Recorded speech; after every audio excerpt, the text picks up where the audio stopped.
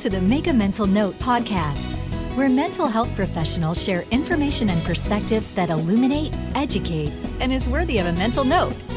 And now your host, Chris Quarto. Hi, everyone. This is Chris Quarto. Welcome again to the Make a Mental Note podcast. Thanks for joining me. Well, I just arrived home a few days ago from Philadelphia, where I had attended the Association for Counselor Education and Supervision Conference. This is a conference that happens about, every 2 years. And I'll tell you, if you've ever attended a conference or a workshop that you really liked, where there was really good content, you come out of those things as feeling so juiced up, so pumped up. That's how this was. And, because it's not every day that you get to, to talk to leaders in the field and to hear cutting edge research and ideas. And I certainly came out of this with a lot of energy, thinking that, this is great stuff that I can apply to my teaching or to my practice. And so I'm just feeling really positive at this point in time. Hopefully this will last for a couple more weeks.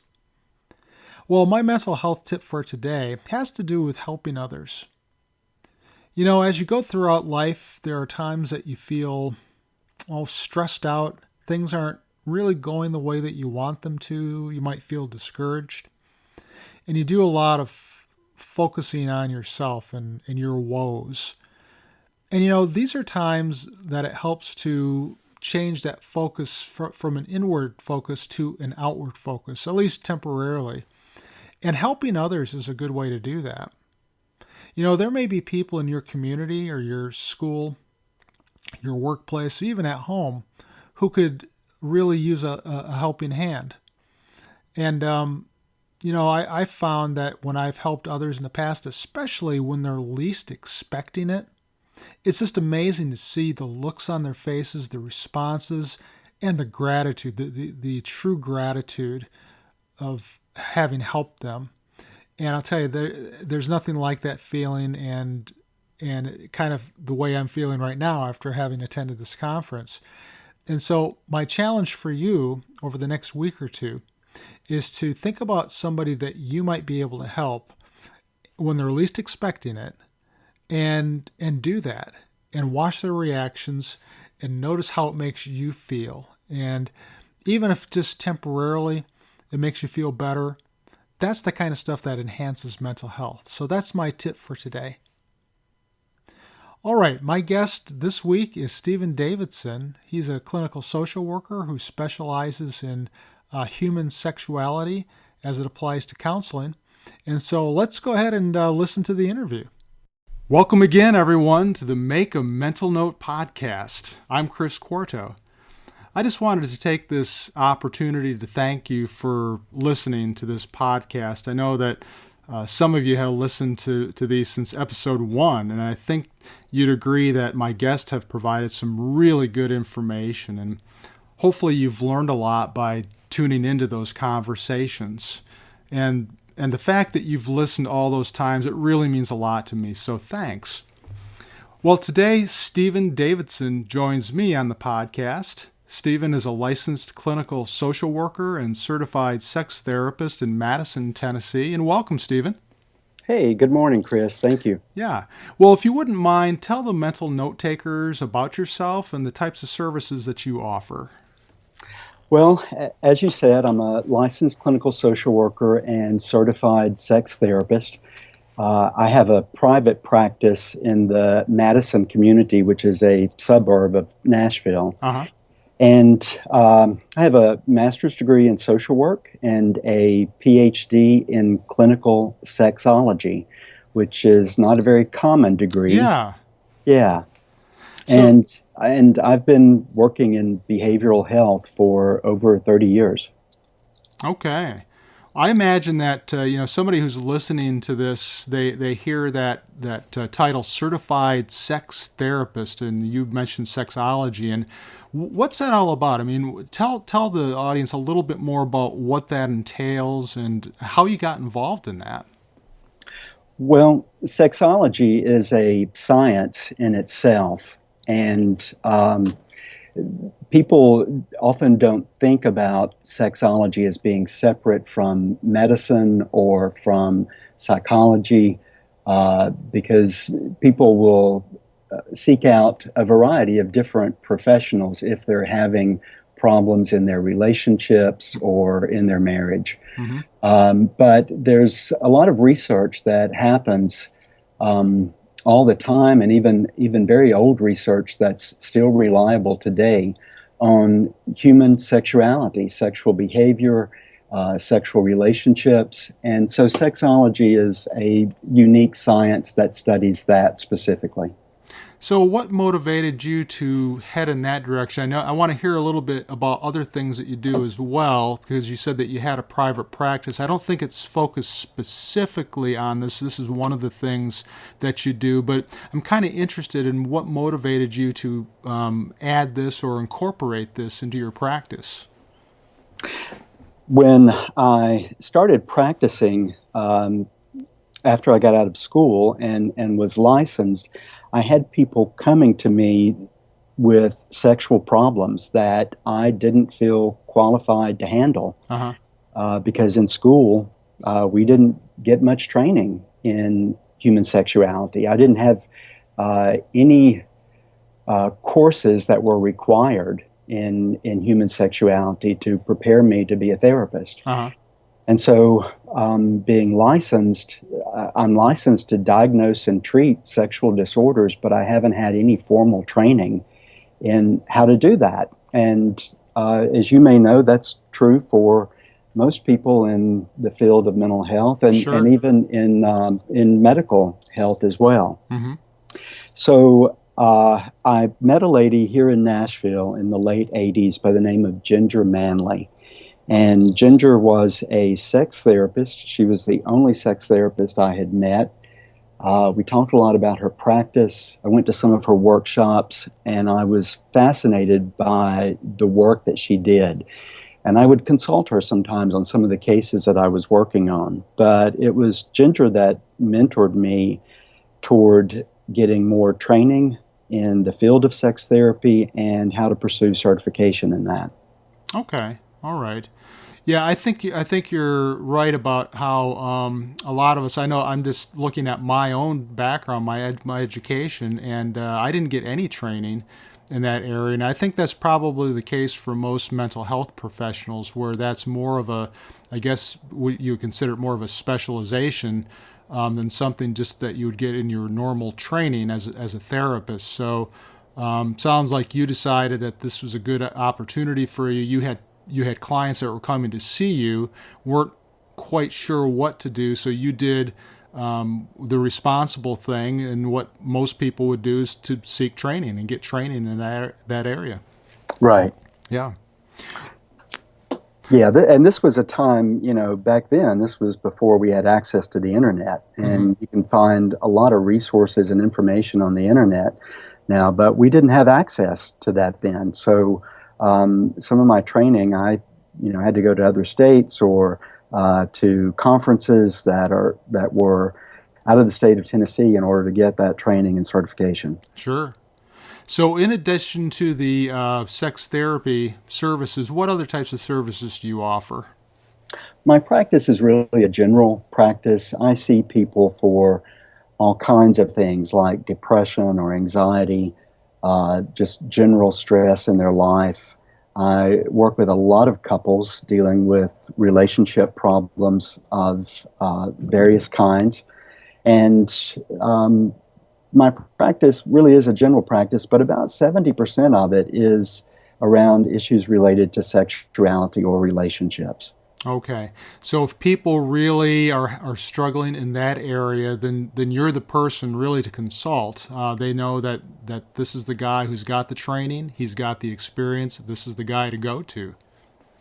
Yeah, there are only about 5 of us in the Middle Tennessee area who are trained and certified in sex therapy. Mm-hmm. Okay, that's good to know. Well, when you look at the people that you work with, whether it's working with people with sexual issues or just your general practice, Have you found, Stephen, in over the course of all these years that you've done this, that there are common themes or stories that people come in with that seem to kind of characterize their problems or kind of explain why they have the problems that they do? I'm kind of interested in getting your take on that.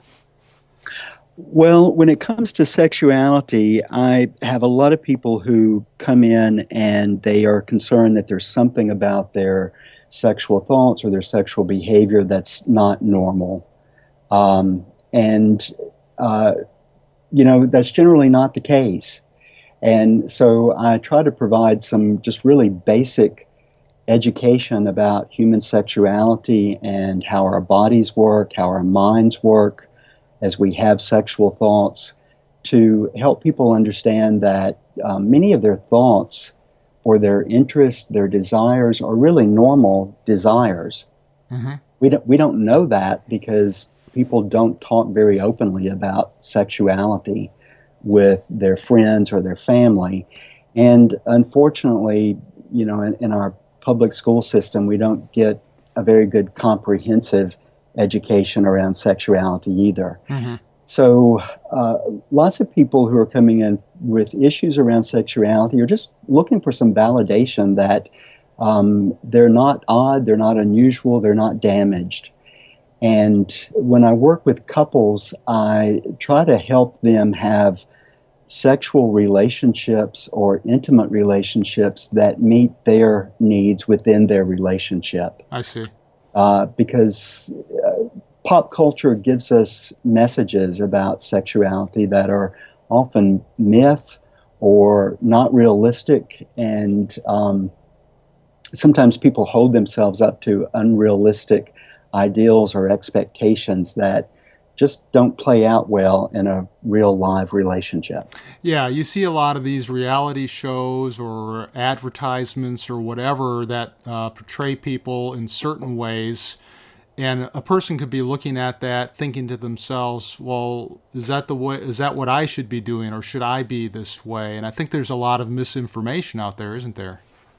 There is a lot of misinformation, and the reality TV shows are, I don't watch them because it's just agitating to watch that kind of behavior, and to have that held up as a model for what is normal or acceptable. Sure. So I really do try to meet the client where they are at and talk to them about what their values are, what they want in their life, what makes them feel good in their relationships and feel good about themselves. And that's where we start.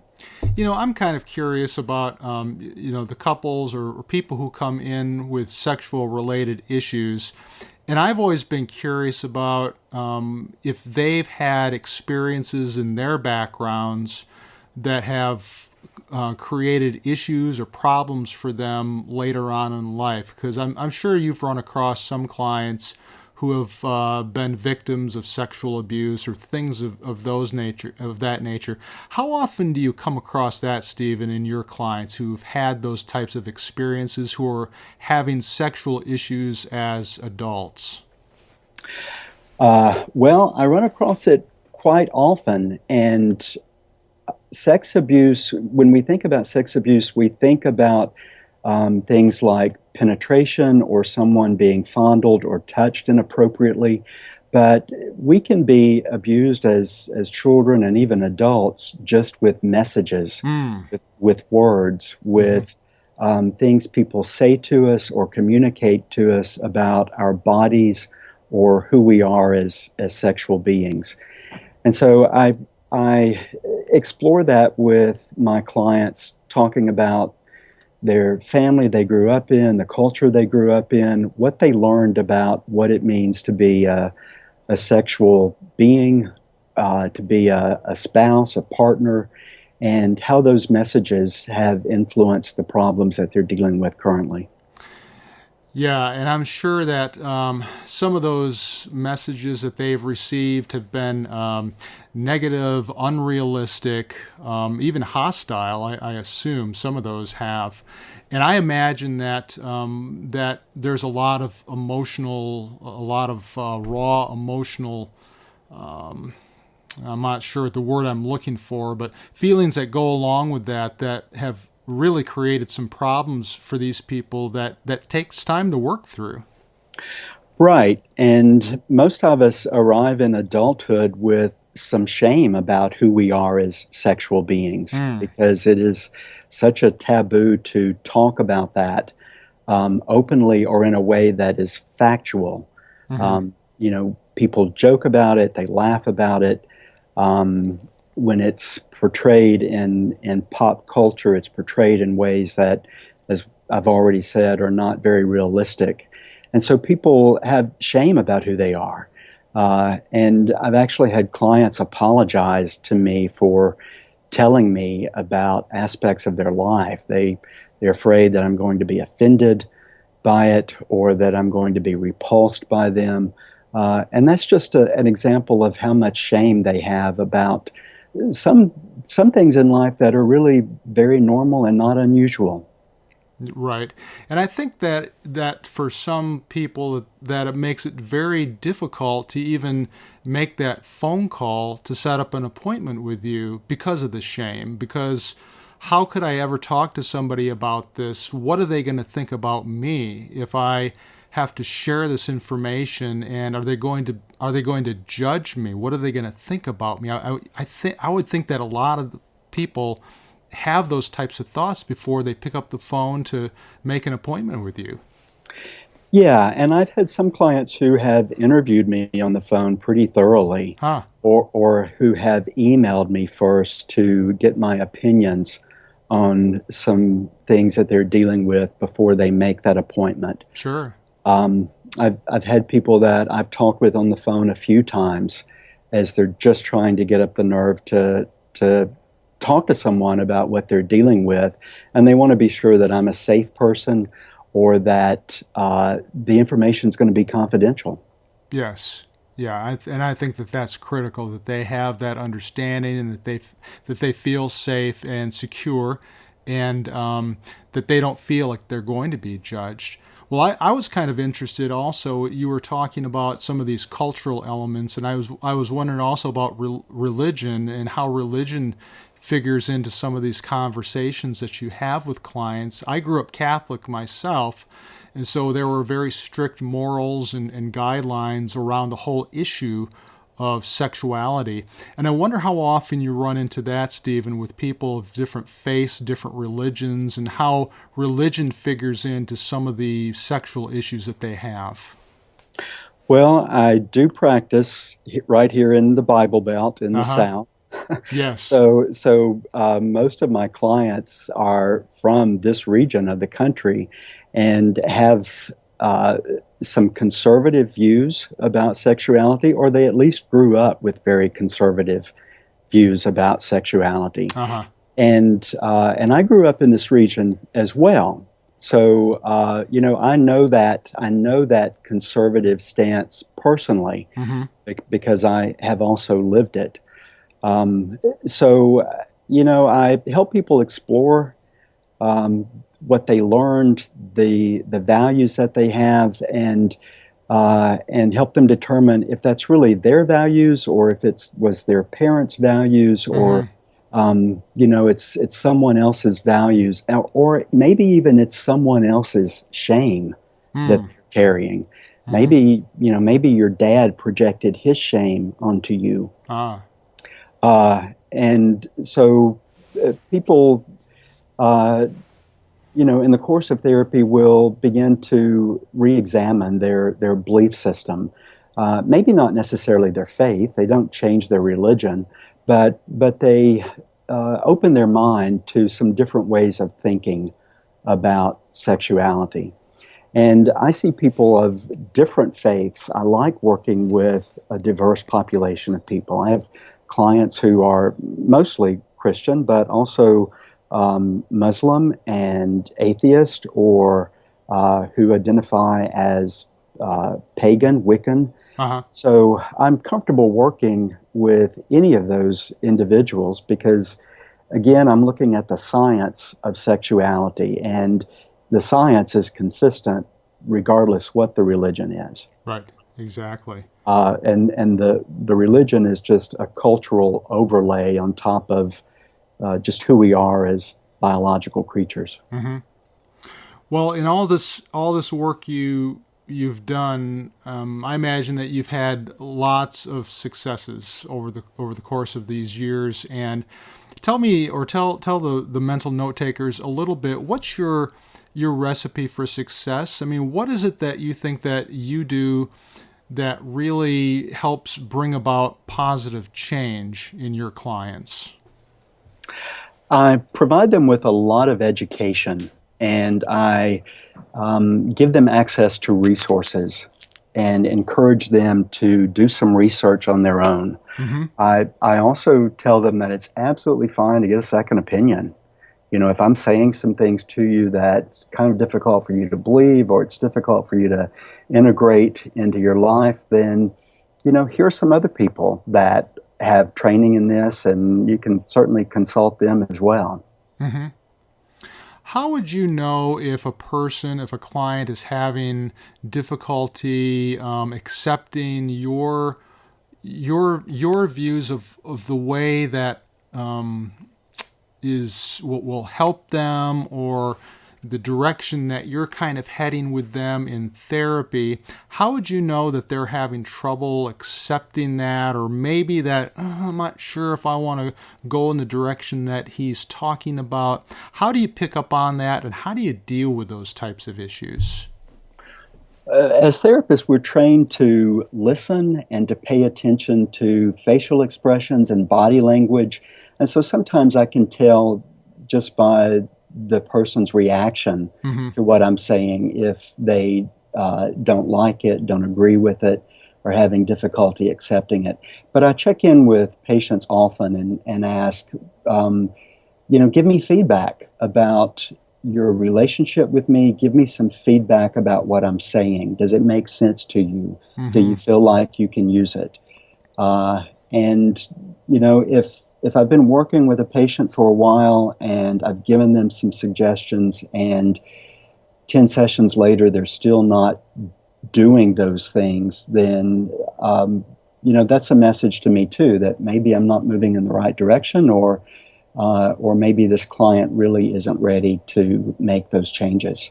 How do you know, Stephen, or how do you gauge if a client is not only making progress, but they've achieved, some sort of goal that you had talked about, that you had discussed, you had agreed upon?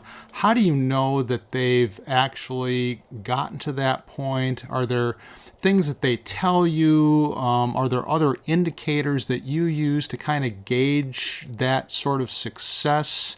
Tell us a little bit more about that. Often in the first session, I will ask clients what their goal is, and I will help them get real specific with it in a way that we can measure it. Mm-hmm. And I ask them, if I am able to help you, what's going to be different in your life 6 months from today? How's your life going to be different? Okay. And then I check in with them periodically and say, on the first day I met you, this is what you told me would be success to you in your mind. This is what you wanted. And where are we at with that today? Did you get it? Do you feel like you're getting it? Mm-hmm. Do we need to modify it in any way? Okay, yeah. And I suppose that, at that point in time, that if they feel like they've met that goal, if they feel better about where they've been, is there a discussion at that point whether they continue seeing you? How does that all work? People sometimes get attached to their therapist, and they feel really good about having a place that they can go and talk openly and freely without judgment to someone who they don't have to see every day and who's not going to be part of their life otherwise. Mm-hmm. And so, sometimes I have to kind of prod people and say, you really have achieved the goal that you came here to achieve. Yeah. And maybe this is, where our work ends. And if ever you need to come back in the future, that's certainly okay. Mm-hmm. Stopping today doesn't mean that you can't come back if you need to.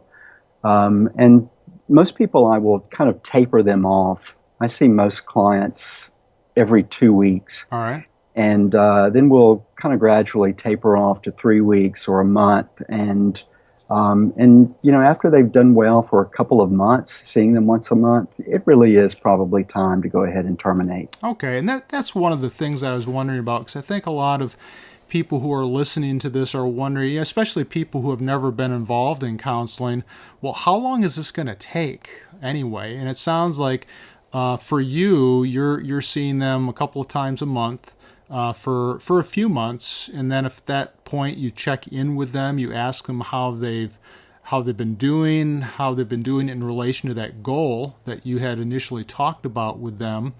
And I would suppose that if they're not quite at that goal, you would continue working with them. But if they're at a point where they've pretty much achieved that goal, then you can be looking at termination. Is that right? Right. Okay. Yeah, and sometimes people come in and they've already diagnosed themselves, or they diagnose the situation, and there may be other things that are going on with them physically that they haven't considered. There may be substance abuse that they're not really focusing on as part of the problem. And so sometimes the goal shifts in therapy as we uncover more and we explore more issues that are relevant to that person's life. So it's difficult to say on the front end, 10 sessions will take care of this. But sometimes people want to have that discussion. Most people really don't. Yeah. They want to see it get better, and they're willing to assess that from one session to the next. If people are wanting to do it quickly, it may be because of financial resources, or that they really don't want to be in therapy at all. Yeah, exactly. Yeah, and they're just wanting to get it over with as soon as possible. And you said that you worked with couples, and I wonder how often you find that in couples counseling that one partner says to their other partner, if you don't go into therapy with me, then all bets are off. We're going to end this relationship. So how often do you see that, Stephen, where one person is basically making a threat that if you don't go into therapy, we're done? I don't see it that often. And it has happened. I used to experience it earlier in my career, and it was often the female in the relationship that initiated counseling. But I have more male clients now than I do female clients. All right. And they usually initiate their own appointments. And sometimes it is the male in the relationship, if it's a heterosexual relationship, who's initiating the counseling. It's not always the female anymore. Okay. And so I think that's just a product of people being more open to therapy and having a greater understanding of the process. Is there much difference in doing couples counseling with a heterosexual couple as opposed to a homosexual couple? I don't think there's any difference. The issues tend to be the same. People argue about a lot of the same things: money, family, sure, time, how they communicate. So there really isn't any difference from my perspective. Okay. Well, think about some difficult clients that you've worked with over the years. What have made those sessions or those clients difficult, and what do you do to deal with those types of clients? Some of the most difficult clients are clients who have a lot of very serious or complicated mental health issues going on. And so there's not just a specific stressor in their life that they're trying to cope with and deal with. And, in 6 months it's going to pass and they're going to be in a different place with it. Some people have very chronic kinds of symptoms that will require them to be in treatment of some kind throughout their life. And with those cases, I think of myself as being part of a treatment team. All right. You know, I'm your therapist, but you might also have a psychiatrist or a psychiatric nurse practitioner. You might also have a support group that you're going to. You might also have a faith community that you're part of. You know, a network of friends. So I don't want to be out there, you know, as the only resource for that person who really does have some very chronic circumstances in their life. And I've actually had clients that have brought in their families, their extended families, or a group of friends who they need to just be part of their support team. Mm-hmm. Mental note takers, this is a very important point here, that in some cases, the therapist may be the only person you see and talk to help you with your issues. But in other cases, you might need more than that. In addition to the therapist, you might need the help of your family, of friends, of a support system to provide you that additional assistance to get you through that time of life that's very difficult for you. So that's a very important thing to keep in mind. Now, Stephen, when you think about how you do your work and the successes that you have, what would draw a person to see you? If I were an audience member listening to this podcast, why would I want to come to see you for therapy services as opposed to some other therapist? What's the draw for you?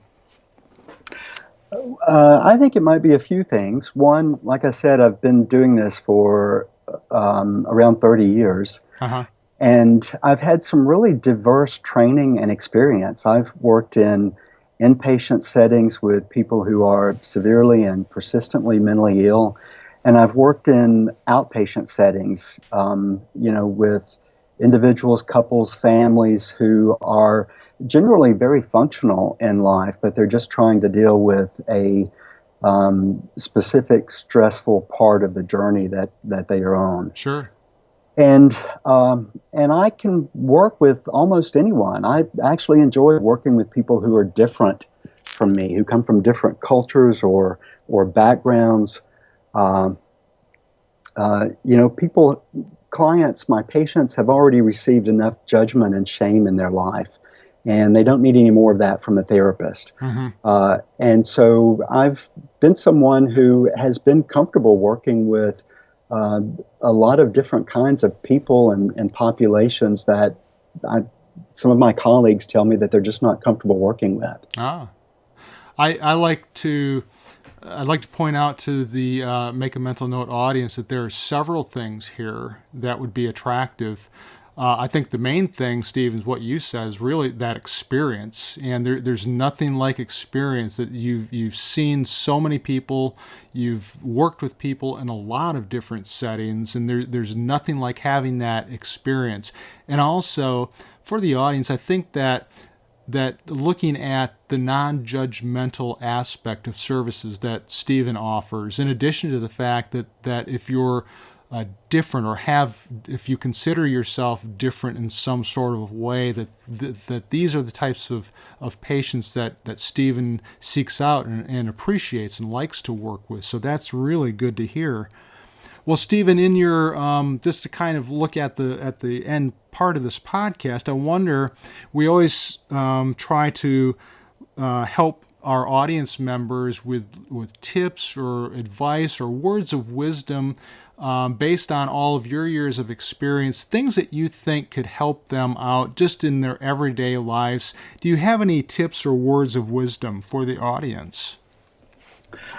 I think it's important that we do have community in our life, and that may be family, friends, it might be a faith community, it might be some social organization that you're part of, but we're social creatures and we need to be around other people that we trust and people that affirm us and like us and treat us kindly. And some of my clients live very isolated lives because they don't feel like they can trust people to be kind to them or to accept them or to understand them.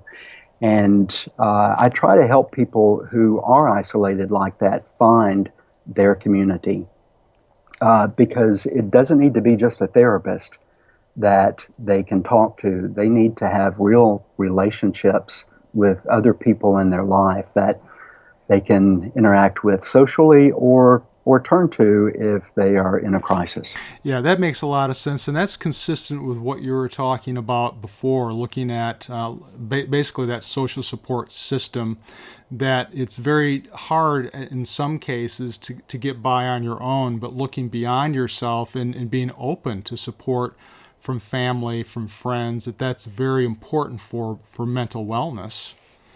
Well, if a person wants to contact you, Stephen, if they've really liked what they've heard and they want to contact you for services, how can they do that? Probably the best way would be through my website because it has my email and also my phone number and mailing address, an office address.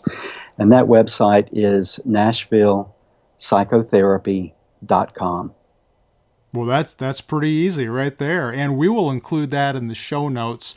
So if anybody wants to get in touch with you to schedule a session, that they can easily do that.